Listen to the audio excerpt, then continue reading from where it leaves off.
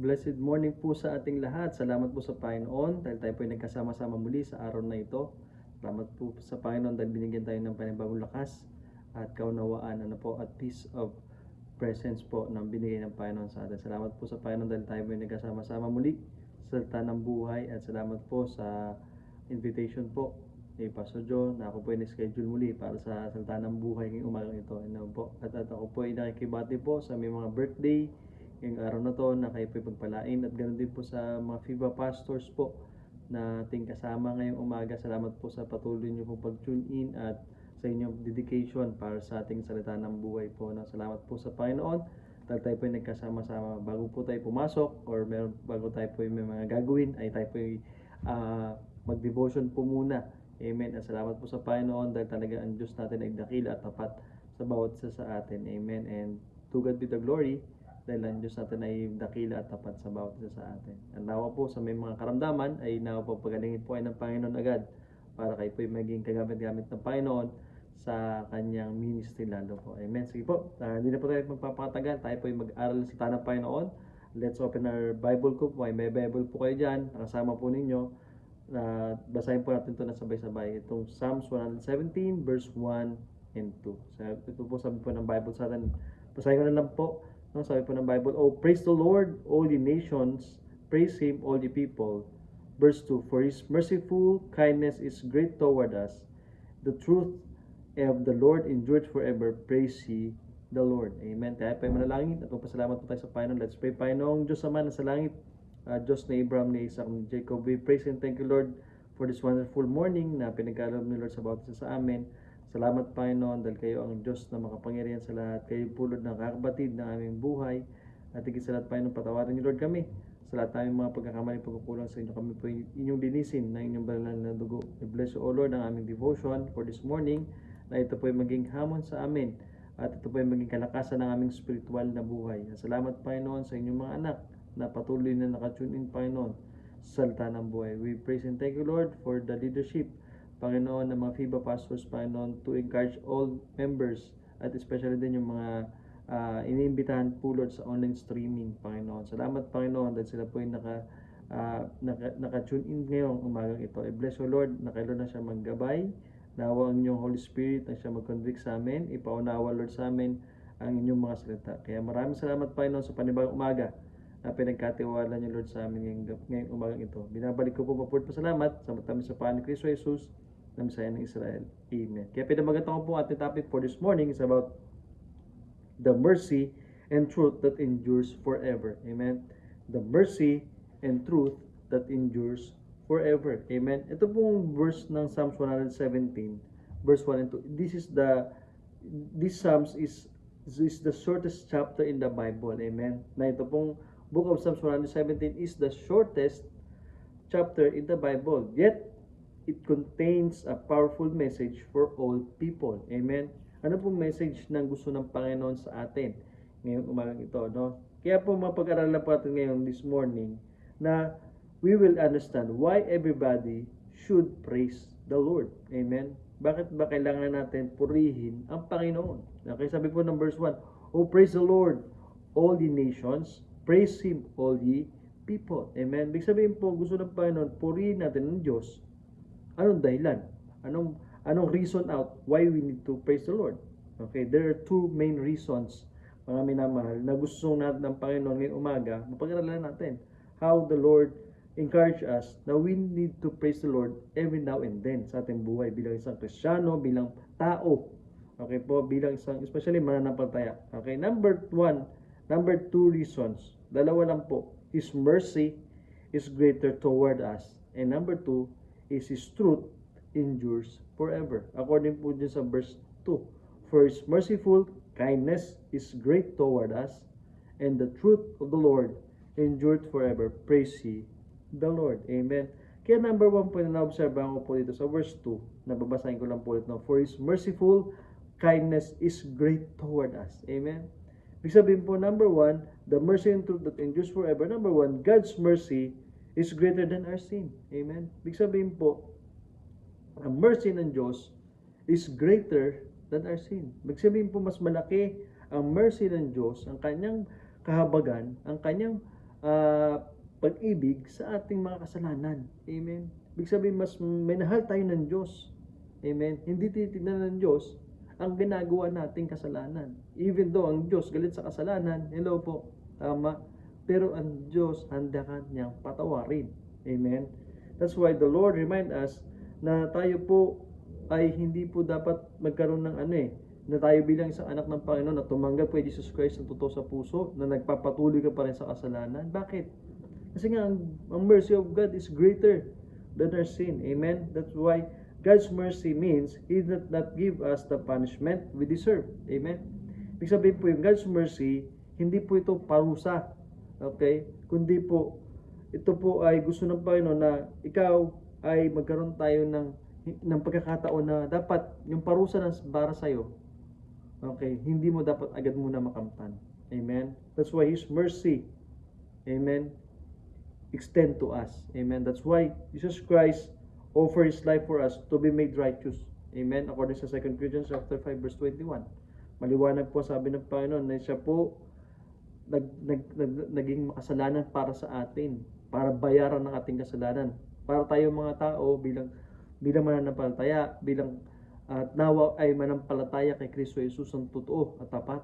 Amen. Na tayo ay mamuhay ng righteousness sa ating buhay. Amen.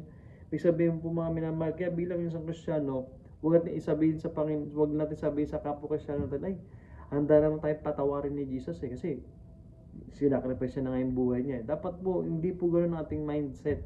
Hello mga Christians, believers in Christ. Amen. Huwag tayong mag-mindset sa isip natin na hindi tayo dapat magpapatuloy sa paggawa ng mali. Amen. Kasi sabi ng Bible, being a believer in Christ, we should abstain from committing a sin. Amen. Ibig sabihin po, huwag tayong gumawa na hindi ayon sa kalooban ng Panginoon. Lumayo tayo, lumubay tayo sa kasalanan. Amen. Ang kasalanan po, ano ba sila? Alam, baka mamaya hindi nyo alam kung ano ibig sabihin ng kasalanan eh. Kaya kung bakit patuloy pa rin tayo na gumagawa ng kasalanan. Amen. No? Ang kasalanan po, sabi nga dito, ang kasalanan ay ang anumang iniisip, sinasabi o ginagawa na salungat sa kalooban ng Diyos. Kaya kung ikaw Kristiyano, tapos sasabihin mo na enjoy ka sa kasalanan, baka hindi ka saved. Diba? Dapat po mga minamahal, pag tinanggap mo si Kristo, dapat binabago ka ng Diyos. Amen. Dubayan mo ang kasalanan. Bakit? Kasi nga ayaw ng Diyos na tayo ay mapatuloy na manatili sa kasalanan ng buhay. Amen. Kasi because God's mercy is greater than our sin. Amen. Kaya ibig sabihin po mga minamahal, ang Diyos napakabuti niya sa atin. Example na lang po, no, isa sa mga biblical illustration po natin according sa Genesis chapter 18 verse 23. Okay? Makikita po natin dito sa Genesis chapter 18 kung paano nakipag-usap si Abraham kay God. Ano po? No, sabi ng Bible para makita lang po natin yung God's mercy. Okay, sabi po ng Bible dito sa Genesis chapter 18 verse 23, sabi po ng Bible, and Abraham drew near and said, wilt thou also destroy the righteous with the wicked? To make the long story short po, no, si Abraham na ipag-ask sa Diyos, no, intercede siya. Okay? Para doon sa Sodom. Okay? Sabi ng Panginoon, sabi ni Abraham kay Lord, if there were be 50 righteous, He would spare the city. Okay?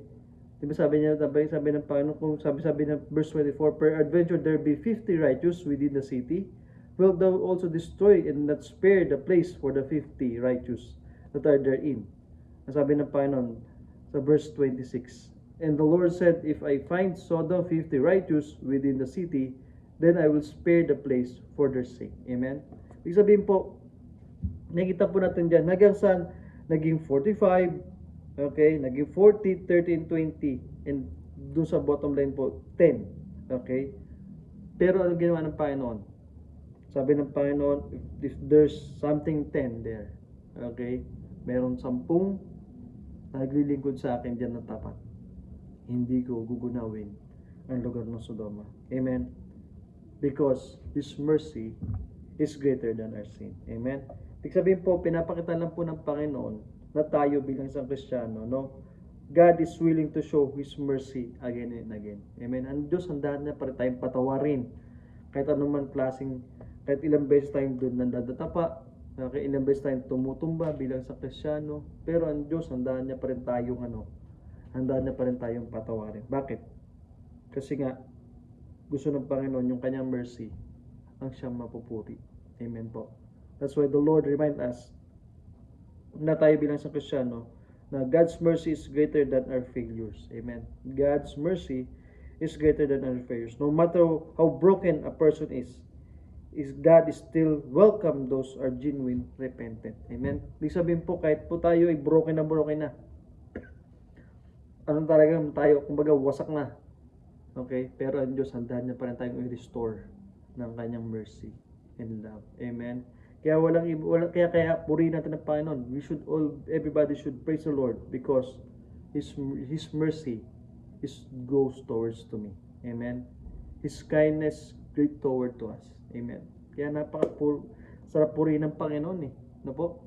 Dakilain natin ng Panginoong Diyos kasi nga talagang gusto ng Panginoon, deserve niya to be praised. Amen. No, walang ibang pwedeng purihin kundi ang Panginoon lamang. Salamat sa Panginoon dahil ligtas ka. Salamat sa Panginoon na isang araw may nag-share sa'yo, may nagtyaga sa'yo, may nag-Bible study sa'yo, may nag-invite sa'yo. Amen. Tapos ayaw natin magpagamit sa Panginoon. Tama. Namumuhay pa rin tayo sa mga mali. That's why hindi dapat tayo ganun. Amen.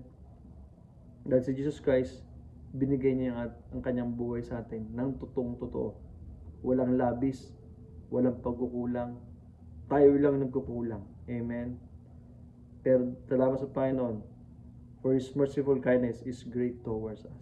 Amen.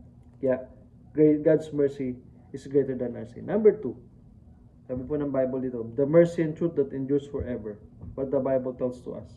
Okay. Sabi po ng Panginoon dito sa verse 2 ulit, Psalms 117 verse 2. Okay. For His merciful kindness is great toward us, and the truth of the Lord endureth forever. Praise ye the Lord. Amen. Sabi po ng Bible sa atin dito, no? Number 2, the mercy and truth that endures forever. God's truth never changes. Amen. God's truth never changes. Amen. Big sabihin, pag ang Diyos, ang kanyang katotohanan ay hindi pwedeng mangyari, hindi pwedeng magbago. Amen. No? Kung anong sinabi niya, it will do it. Amen. It will happen. 'Di ba? Sabi nga ng Bible, no? Do sa according sa book of Genesis, no? Do sa mga when God created, no? When God created the light, there's still light. When God created the night, there's still night. 'Di ba? Dark and day. 'Di ba? Nagkaroon ng sun, nagkaroon ng moon.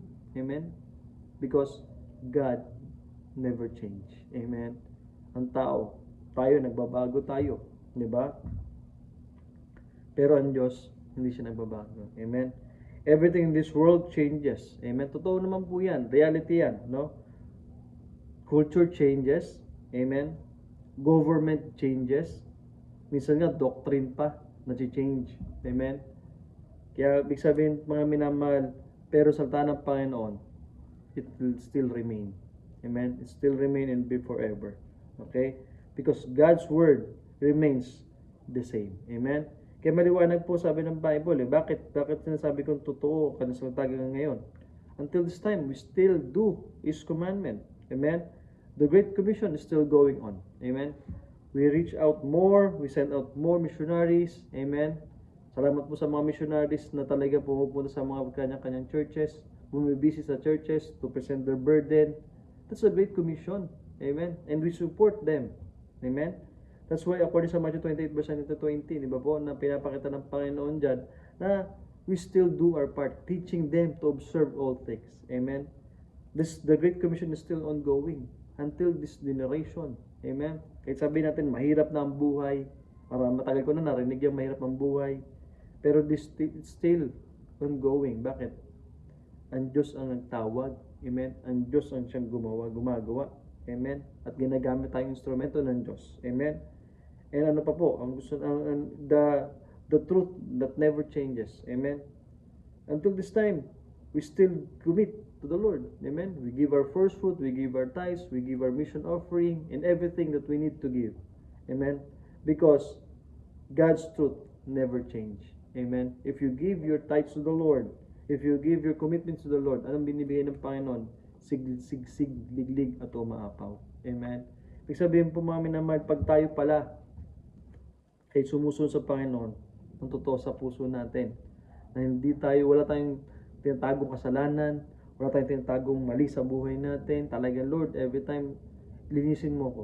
Amen. Ibig sabihin, ang gusto ng Panginoon, ikaw at ako, okay, na maging seryoso tayo sa Panginoon. Amen. Because of the word of the Lord still remain. According sa Matthew 24, verse 35, ito sabi ng Bible sa atin, Matthew 24, verse 35. Ito sabi ng Bible maliwanag ito, na talagang gusto ng Panginoon, ikaw at ako ay maging maniwala sa kanyang salita. Amen. Sabi ng Panginoon, heaven and earth shall pass away, but my word shall not pass away. Amen. Ibig sabihin po, yung langit, yung mundo, mawawala. Amen.